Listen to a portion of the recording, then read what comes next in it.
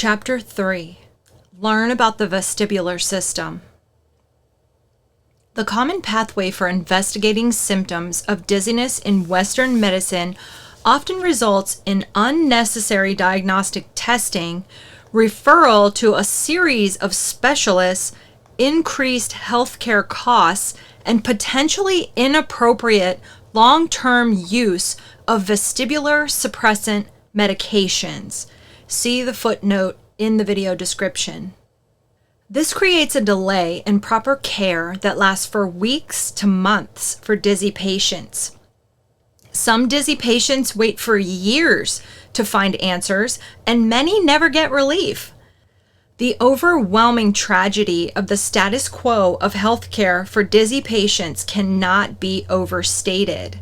The American Academy of Otolaryngology, or ENT doctors, has published BPPV clinical practice guidelines to help healthcare providers manage dizzy patients. See footnote in the description. In their guideline, this group of doctors recommends against the use of benzodiazepines and vestibular suppressant medications like meclizine as the primary routine management for BPPV. They recommend against diagnostic tests like radiographic imaging and vestibular testing for patients who meet the clinical criteria for BPPV unless there are signs or symptoms that indicate something else might be going on. Diagnostic tests can be expensive and cause significant delays in care. However, the authors of the guideline acknowledge that these are still common practice patterns in the treatment of patients with BPPV. As long as the dizzy patient fits the typical profile of BPPV as the root cause, the authors of the guideline encourage that dizzy patients be referred for assessment and treatment of BPPV prior to any diagnostic testing. The authors of the guideline specifically advocate for vestibular rehabilitation as the treatment of choice for dizzy patients with BPPV. In theory, BPPV may be assessed by any physician, physician assistant, nurse practitioner, physical therapist, occupational therapist, audiologist, or chiropractor. However, most healthcare providers are not skilled in this type of vestibular care. Regardless of which type of healthcare provider you choose for a vestibular evaluation, they absolutely must have specialized training in the inner ear or the vestibular system.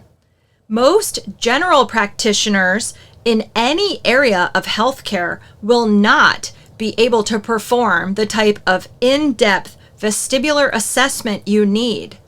Assessing for BPPV and checking your overall vestibular health is in-depth and quite complicated. This causes most healthcare providers to shy away from making the commitment to learn how to assess the vestibular system and treat dizzy patients. You do not need to become a vestibular expert yourself, but I encourage you to find one to have a root cause evaluation for your symptoms of dizziness and vertigo.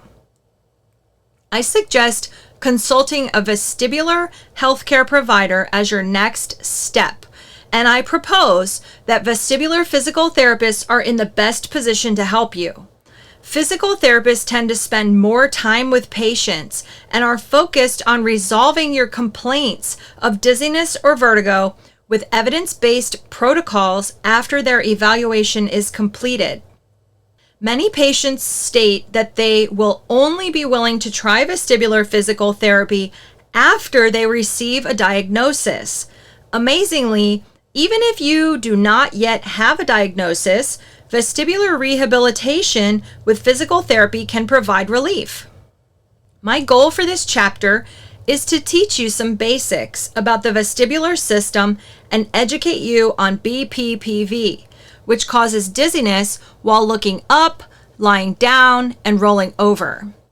Keep in mind that there are many vestibular disorders that may affect dizzy patients, but we will focus on BPPV in this chapter because it is the most common vestibular cause of dizziness and vertigo.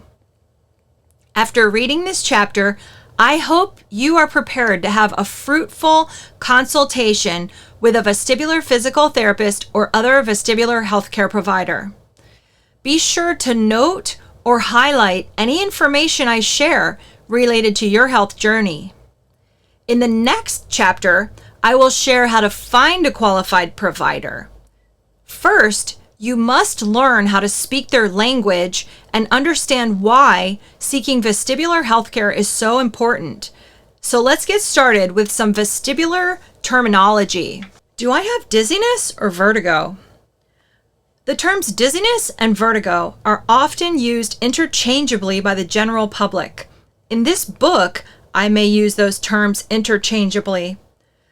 Dizziness is the general term most people use for all related symptoms in this category. Dizziness is what you will most commonly hear people call it when they feel off. People who know the definition of vertigo are those who have some further education on the topic. Either they have read up on it themselves or they have seen a healthcare provider who educated them. I meet a lot of patients who say, I am not sure if I'm having vertigo, or end their tale of terror with the question, is that vertigo? That is because most people do not know exactly what vertigo is. The specific terminology and descriptions really fall into 3 different symptom buckets. A dizzy patient may have symptoms that fit into just one or any combination of these 3 symptom buckets: dizziness, vertigo, and disequilibrium. An average person will usually label symptoms in all 3 buckets as dizziness until they have further knowledge on the subject. Although I educate my patients on what type of symptoms they have, I also try to mirror whatever language my patient uses to describe their discomfort. That way the patient can understand what I am saying more clearly. If the patient starts the conversation with a bit more background knowledge, I can offer more advanced explanations of my findings, and it helps us communicate at a higher level. Dizziness. The first symptom bucket is dizziness. To be clear, dizziness does not really have a medical definition. It usually describes a feeling of lightheadedness. Dizziness is a vague term commonly used by patients as a description of symptoms. Like a complaint of pain, the complaint of dizziness does not indicate anything specific, but warrants a detailed history and a thorough examination by a medical professional. In most cases, patients with dizziness complain of lightheadedness, a floaty feeling, or general fogginess in the brain. Dizziness can be caused by many different problems and is usually multifactorial, so it may have more than one root cause. Common causes of dizziness are medication side effects, drug interactions, especially with alcohol, medication errors, diabetes, blood sugar problems, blood pressure issues, nutritional deficiencies, anemia, dehydration, anxiety, panic attacks, vision problems, and irregular heartbeats, to name a few. If the feeling of lightheadedness gets worse, patients with dizziness may feel like they are about to faint or pass out. For example, if you are dehydrated and you stand up too quickly, you may feel a little wave of dizziness come over you. If this lightheaded dizziness gets worse, you may feel like you will pass out. Dizziness is not usually associated with any particular movement or sensations of movement, but it may occur after getting up quickly. Most people experience mild dizziness every once in a while if they are extremely hungry or dehydrated, but it goes away once they eat or drink fluids. However, if dizziness is affecting your quality of life and limiting your participation in society, then it should be addressed with professional care. Because of the many medical problems that can cause dizziness, notifying your PCP of this symptom is an important step that we discussed in the first chapter. I also recommend a consultation with a vestibular healthcare provider to determine any vestibular contribution to your dizziness. Vertigo. The second symptom bucket is vertigo.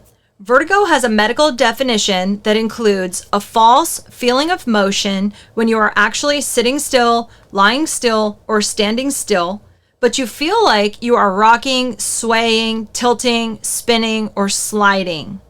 This can be a momentary feeling or last for minutes to hours to days or longer. Vertigo can occur while you are still, and vertigo can also describe a false perception while you're in motion. Your vision may get blurry or unfocused, and you can feel a wave of nausea while you are having vertigo.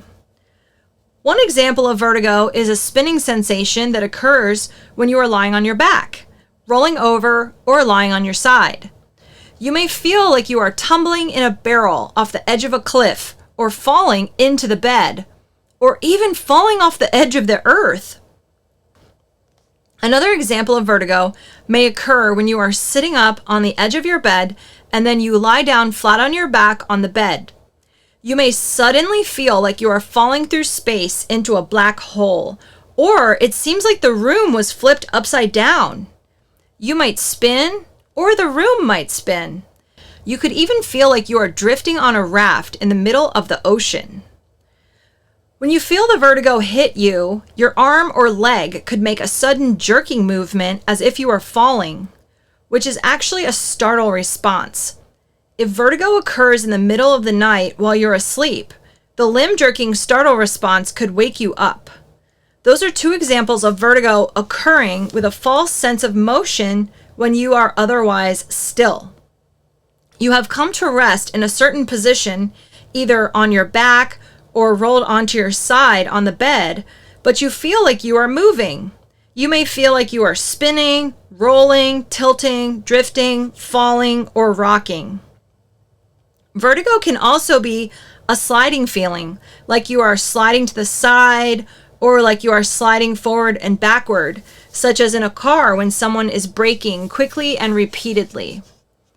If you have a false sense of motion that is not actually occurring, or you experience a distorted perception of otherwise normal motion, then you are having vertigo. Disequilibrium. The third symptom bucket is disequilibrium. Being off balance is a general feeling of disequilibrium. Equilibrium means feeling balanced when you are lying down, sitting up, standing up, or walking. Disequilibrium is feeling unsteady or unstable in any of those positions. Disequilibrium usually causes you to feel unsteadiness with walking. You may not be comfortable walking while turning your head or carrying groceries. You may lose your balance if you are talking to someone while you are walking. You may need to concentrate harder on walking so you can avoid falling.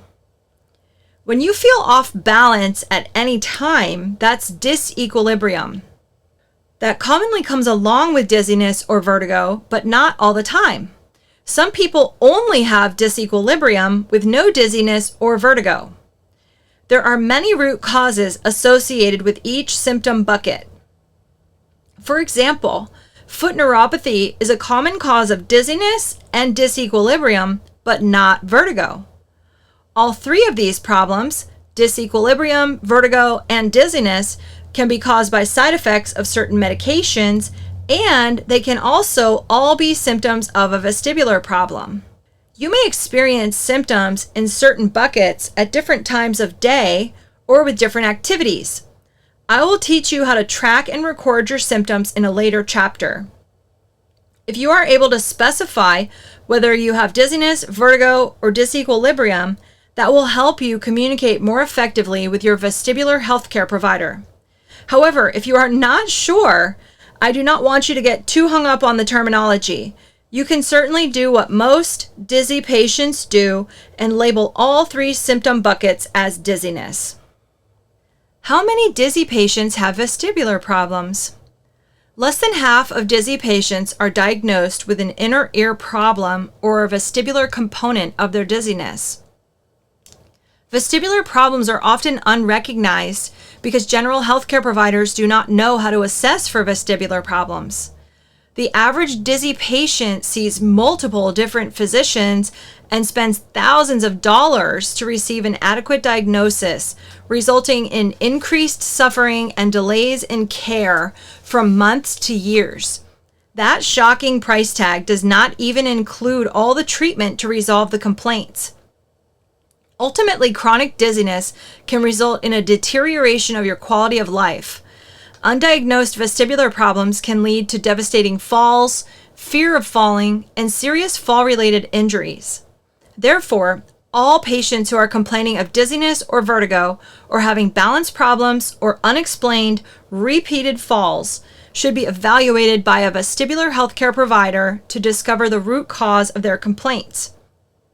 The most common vestibular problem that causes dizziness, vertigo, and disequilibrium is BPPV. Of course, BPPV is not the only vestibular problem that can cause these symptoms. There are many vestibular problems that can occur.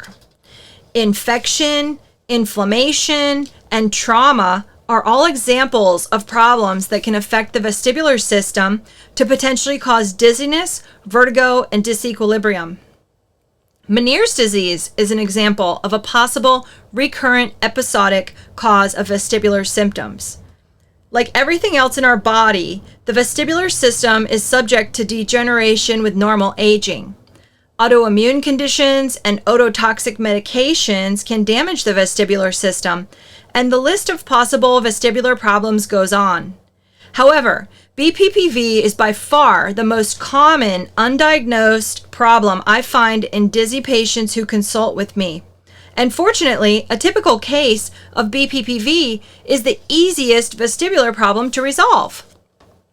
I have mentioned BPPV multiple times so far in this book. Now let's take a closer look at this very important topic. BPPV, what is it? BPPV is the most common inner ear cause of vertigo, but remains a mystery to most people, including general healthcare providers. BPPV is an acronym for benign, paroxysmal, positional vertigo. B equals benign.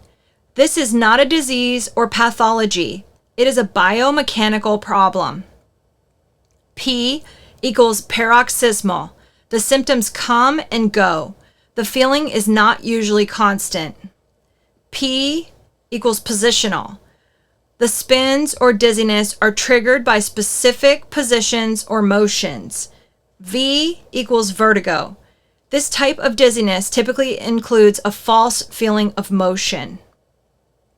Benign paroxysmal positional vertigo classically causes a false feeling of spinning, tilting, or translating or sliding while lying down or rolling over in bed. Other head positions and motions can trigger vertigo symptoms for people with BPPV, such as looking up, looking down, bending over, sitting up in bed, getting out of bed, and turning the head quickly. My patients and I use the term motion-activated symptoms to differentiate between their BPPV symptoms and other types of dizziness caused by medical conditions. That allows us to tailor each treatment and strategy to the correct underlying root cause. People with BPPV may not experience symptoms of vertigo unless they move their head into a provoking position or triggering motion, but they will likely experience imbalance, unstable walking, and bumping into walls or furniture without any other explanation. They may also have frequent close calls or near falls when turning quickly or walking in the dark. Older adults may have chronic falls. To use our terminology, patients with BPPV usually have transient feelings of motion-activated vertigo with certain triggers, such as lying down or rolling over in bed.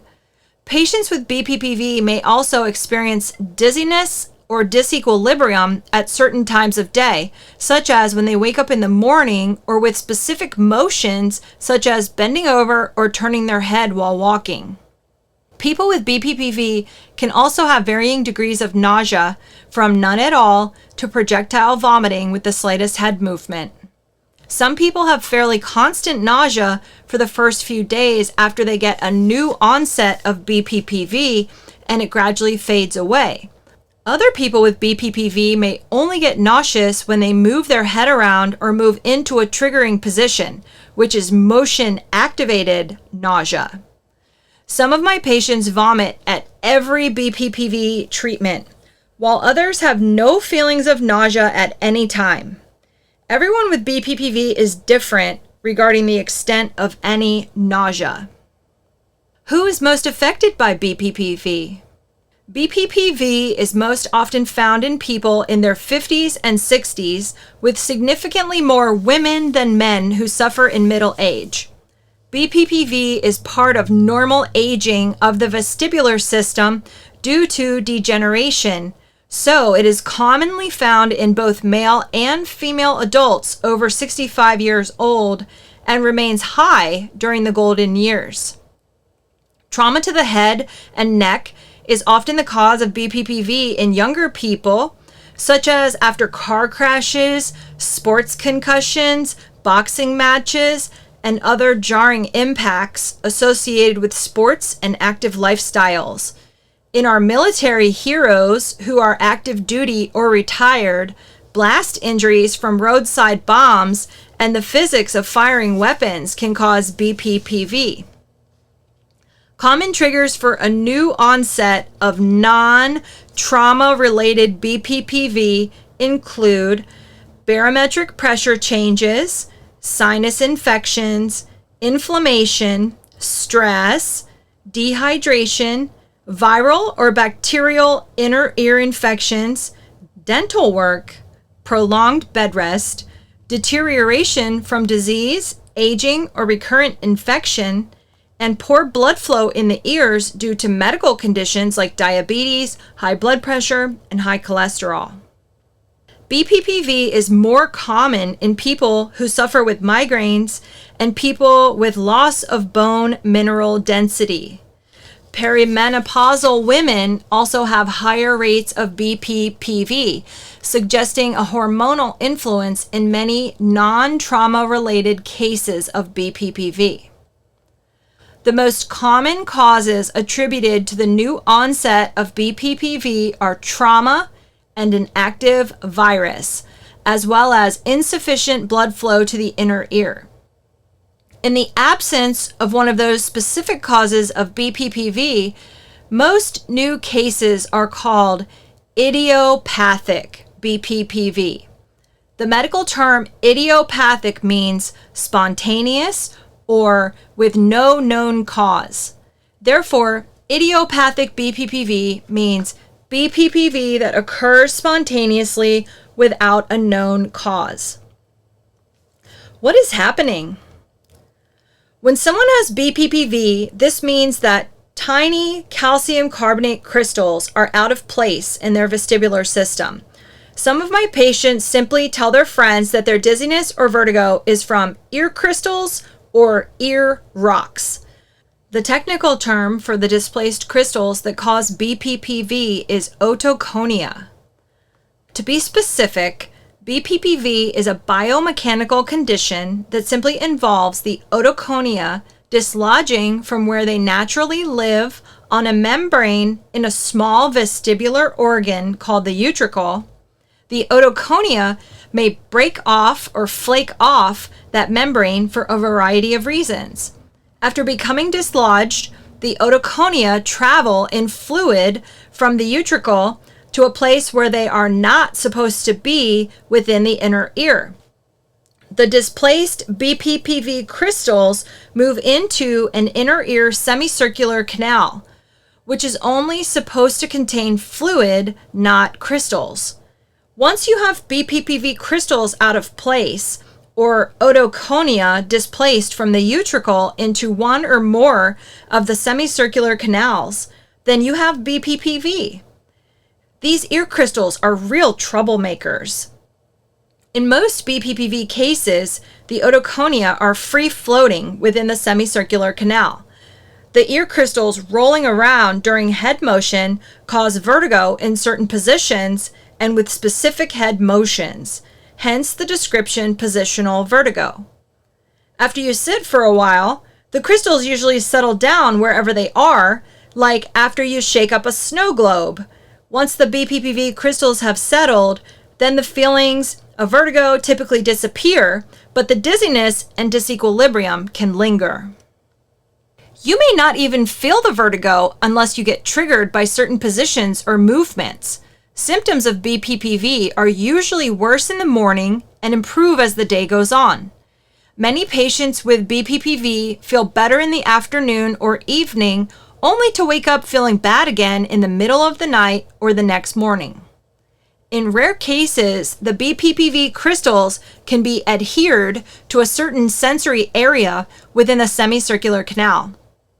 You can picture the stuck crystals like pieces of hard candy that a child had in his mouth for a while and then put down on the coffee table and forgot about.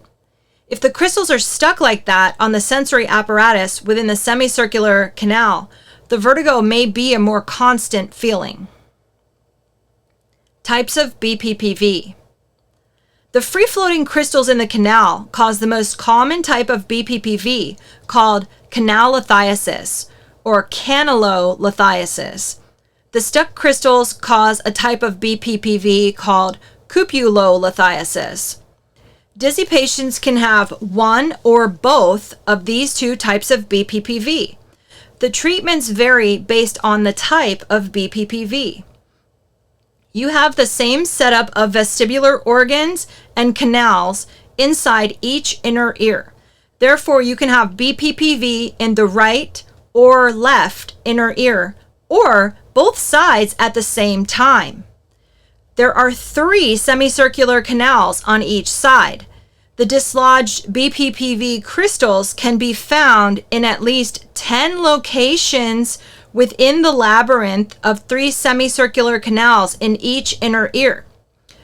The treatments vary based on which canal contains the crystals and where the crystals are located within that canal.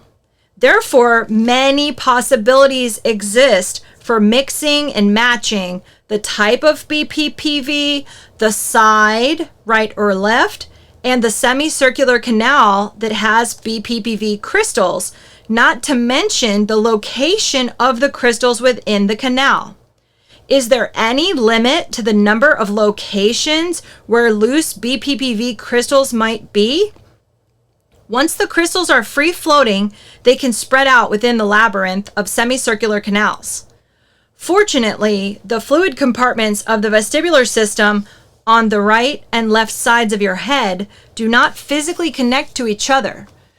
The right and left inner ears are separate and contained, so BPPV crystals loose on one side of your head cannot travel to the other side.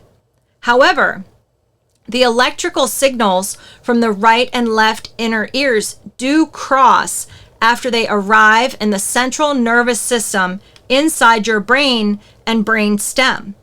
The BPPV crystals cause inaccurate electrical signals to be sent from the inner ear about where you are in space and how you are moving. The mismatch of the electrical signals due to BPPV crystals being out of place is what ultimately causes the positional vertigo, dizziness, and other uncomfortable symptoms.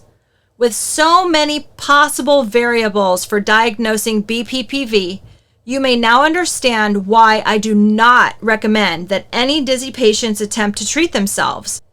Even if you suspect that your dizziness is from BPPV, the root cause evaluation by a vestibular physical therapist or other vestibular healthcare provider is still necessary before determining the appropriate treatment.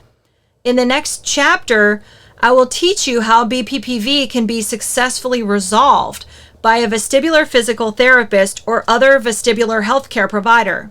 Hint, it's like playing a biological pinball game with your head to move the crystals back to where they came from. Before we get into that, I want to discuss the dangers of living with undiagnosed or untreated BPPV and the reasons to seek professional vestibular health care without delay. Dangers of living with BPPV. Mild cognitive impairment. Living with untreated BPPV can cause a misdiagnosis of cognitive problems. Although not all patients with BPPV experience this co-occurring symptom, there can be a mild cognitive impairment that comes along with chronic, untreated positional vertigo. The vestibular system affects cognition. Even young people with BPPV tell me they are having trouble organizing their thoughts or remembering certain words. They often feel discombobulated. Some patients report that they type an email or text message only to read it later and realize that was not what they meant to convey. When I meet older people who have chronic untreated BPPV, they may have already been diagnosed with mild cognitive impairment, or MCI. MCI is a newer diagnosis for early dementia. This diagnosis represents more cognitive changes than are typically associated with normal aging, but the mental changes are not as severe as a diagnosis of dementia.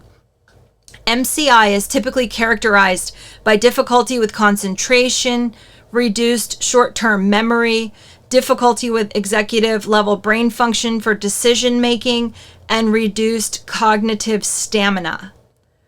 Reduced cognitive stamina means that they can't concentrate for long periods, such as reading, because they have to take mental breaks. Untreated positional vertigo from BPPV may be the cause of the symptoms that are considered MCI, so it can potentially masquerade as mild dementia. However, there is one major difference. When the BPPV is successfully treated by a vestibular healthcare provider, the cognitive impairment from BPPV instantly goes away.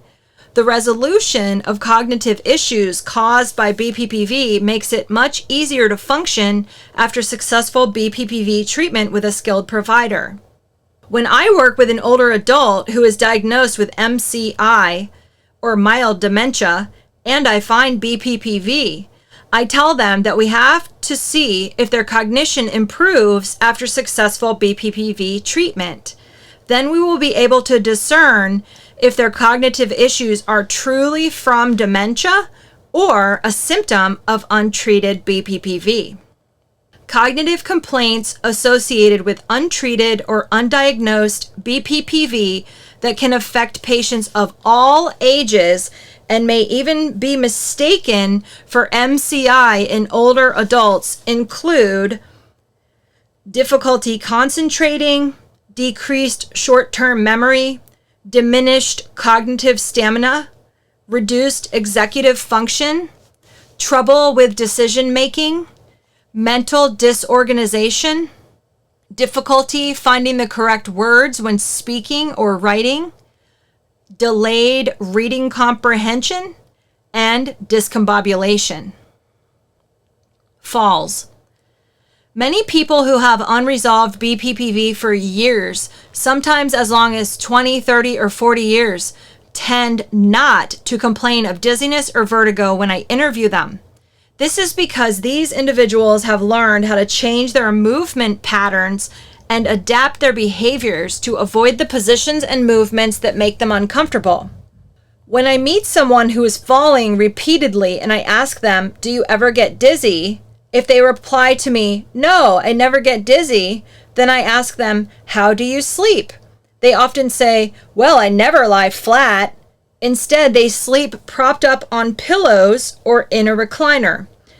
If I inquire in more detail, "Why is it that you never lie flat?" they usually say something like, "I always prop my head up on at least 2 pillows so I won't spin or get dizzy." Aha, there it is. They do have a problem with dizziness or vertigo, but they just didn't mention it when I first asked about dizziness. They have figured out how to adapt their sleeping position to avoid experiencing the symptom of dizziness or vertigo from lying down or rolling over in bed. Therefore, they do not complain of dizziness or vertigo because they avoid the provoking positions and have not lied flat in years. People are really smart and creative. If we are uncomfortable, we will change a movement pattern to prevent experiencing discomfort. This change may be a conscious decision or an unconscious behavior. Even though these individuals have learned how to avoid the position that provokes positional vertigo, they still have underlying problems with walking or balancing, which can cause falls from chronic unresolved BPPV. I often find vestibular issues like positional vertigo caused by BPPV when I evaluate older people who are repeatedly falling without a clear explanation.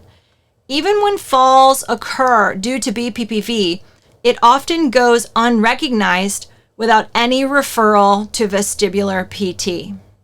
BPPV is often missed as a primary cause of chronic falls in older adults, especially if they are not explicitly complaining of dizziness or vertigo.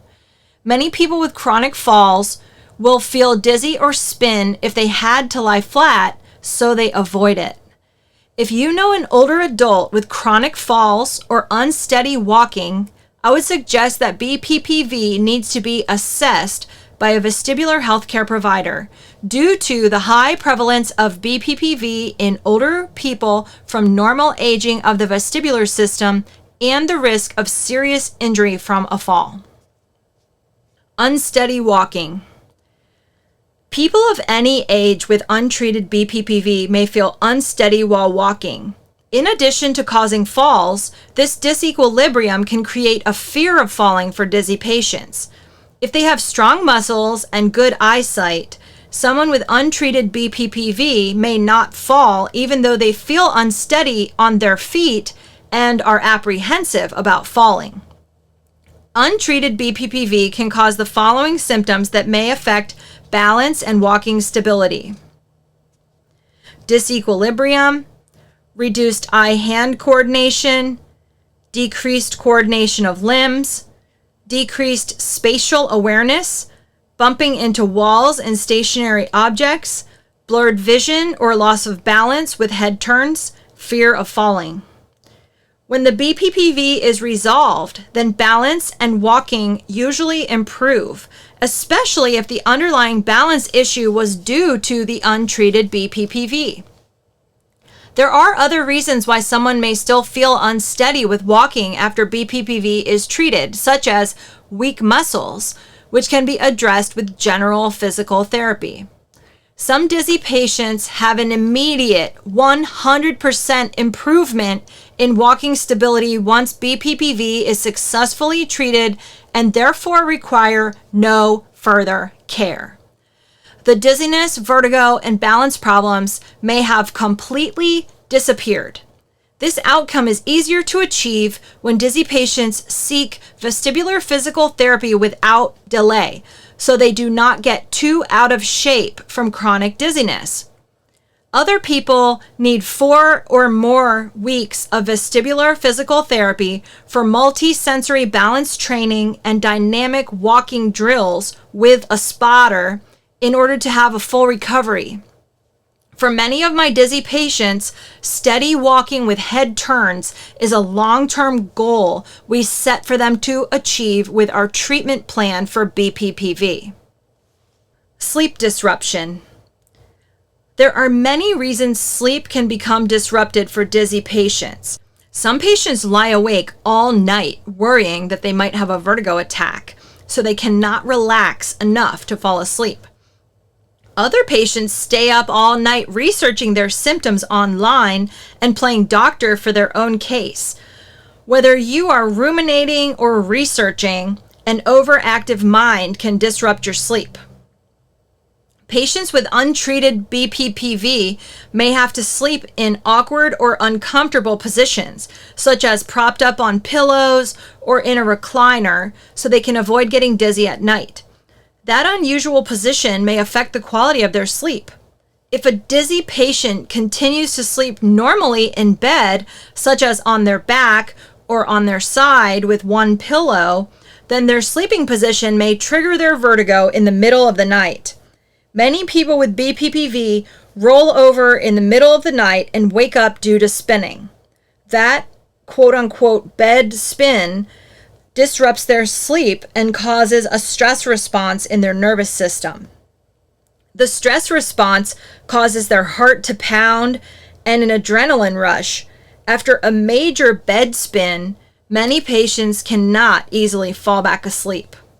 Successful BPPV treatment can restore the quality of your sleep by reducing your mental worries and eliminating the other causes of sleep disruption, such as uncomfortable positions and bed spins.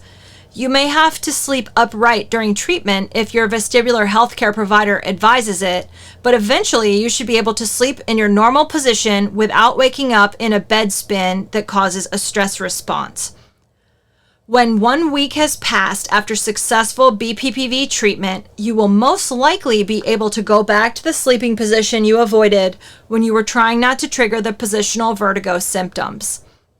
However, the best sleeping position may vary on a case-by-case basis depending on your individual situation.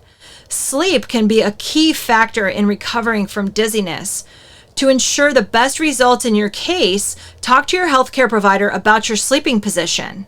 If dizzy patients are able to resolve the sleep disruption caused by chronic untreated BPPV, then their quality of life is much better. Your body heals and repairs itself while you sleep, so disrupted sleep can limit or delay healing. That is another reason why seeking professional vestibular health care is better than learning to live with the vertigo or continually avoiding the trigger position. Psychological distress. Many people ask me if they can do without getting their BPPV treated since their positional vertigo is not that bad. I caution against this approach due to the possible risk of cognitive issues, falls, unsteady walking, and psychological distress potentially caused by untreated BPPV.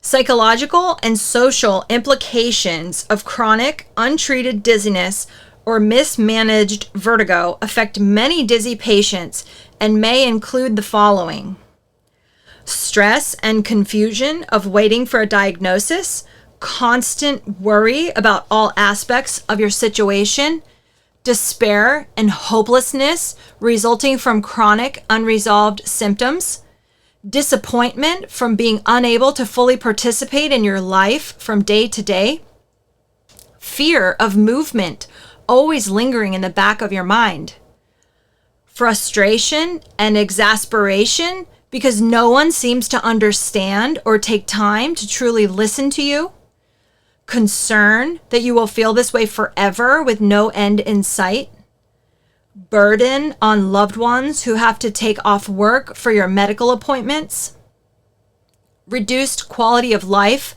due to limited physical exercise and daily activity levels, inability to work, drive, or perform regular household chores, interference with sexual activity, rumination over negative aspects of your life, obsession with monitoring your symptoms, compulsion to search online excessively for health information in an effort to self-diagnose, potential for a new onset or exacerbation of a mental health issue, potential suicidal ideation in some extremely devastating cases.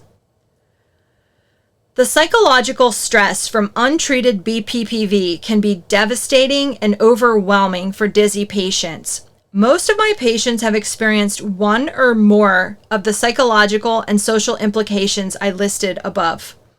My role is to recognize what is happening in each case, educate the patient as appropriate, resolve their BPPV, and refer them to mental health services if the psychological effects of their dizziness are interfering with the treatment plan or lingering after the BPPV is resolved. Let's explore the reasons to seek professional vestibular healthcare in more detail.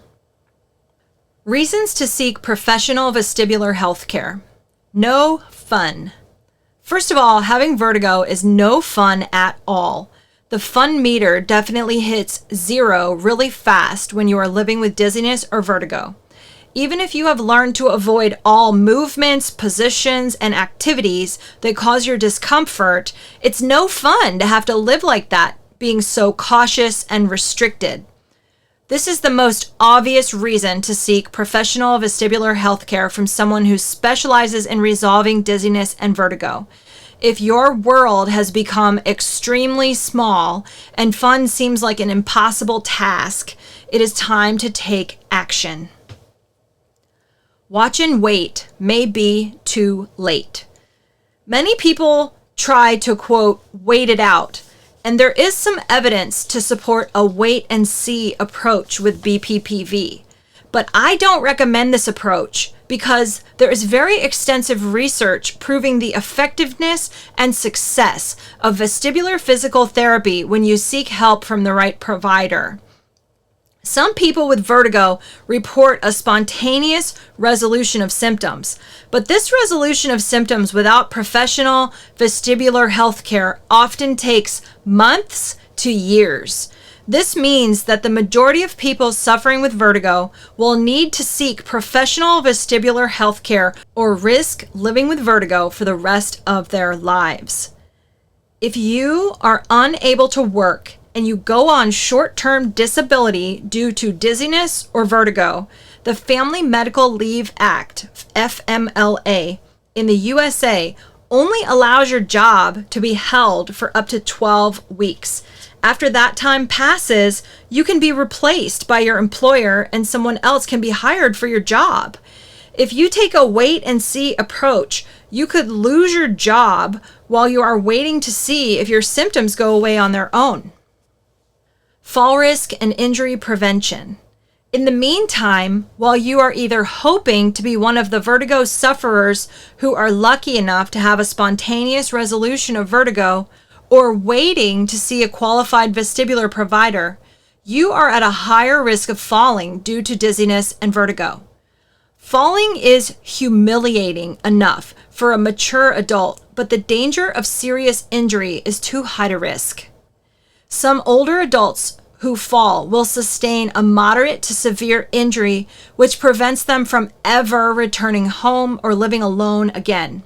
Unfortunately, I regularly meet people of all ages who did not seek professional vestibular health care and then sustained mild to moderate injuries from falls like skin tears, bruises, and scratched up hands. Although they did not seek medical care for their minor injuries, they still experienced pain and suffering they might have otherwise avoided if they had sought out professional vestibular health care without delay. When I work with uninjured people who have delayed seeking professional vestibular health care and have experienced multiple falls in the meantime, I often tell them how fortunate they are not to have been seriously injured. Quality of daily life. Dizziness and vertigo have a great impact on day-to-day living, such as the ability to work, to drive, and to exercise. Many people with vertigo have to reduce their work schedule or quit their job altogether to go on disability. Some dizzy patients even have to find a new career that does not provoke their symptoms on a daily basis. For example, I just heard from a new potential patient who said, "I've been on disability now for 3 months. I'm supposed to return to work next week, but I have a doctor's note saying I still cannot drive. You have no idea how much this has affected my life. I can't even empty the dishwasher without having a swirl." What a sad story. It's unfortunate that I didn't hear from him months ago when his symptoms first started. Physical fitness and exercise. Dizzy patients who don't seek professional vestibular health care are often unable to maintain their previous level of physical fitness or to exercise regularly. This leads to loss of muscle strength and cardiovascular endurance. Lack of exercise also negatively affects mental health from reduced exercise-related endorphins in the brain. The process of muscle atrophy due to a sedentary existence affects dizzy patients of all ages and is accelerated for older adults. Therefore, the older you are, the harder it becomes to get back in shape. Although it is not impossible to get back in shape, it is easier if you can avoid getting out of shape by seeking proper vestibular health care as soon as possible. Self-esteem. Lack of exercise and being unable to perform at your job reduces self-esteem. This negative effect on self-esteem appears to be cumulative over time, with many of my patients reporting less self-esteem as the dizziness and vertigo symptoms continue to affect their emotions, their daily work capacity, and exercise routine. Seeking professional vestibular health care can improve your self-esteem and quality of daily life by getting you back on track in these important areas.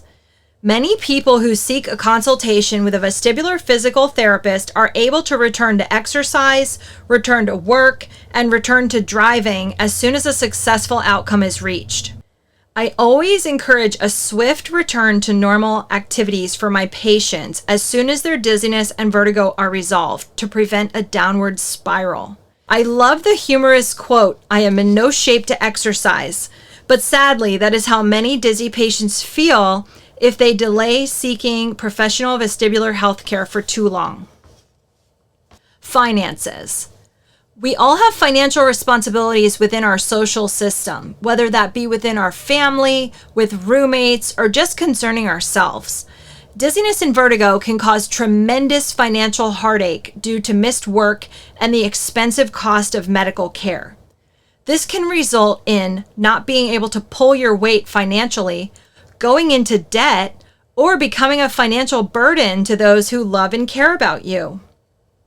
Seeking professional vestibular health care sooner rather than later may reduce the overall financial impact, even if you have to go beyond what your insurance will cover in order to obtain relief.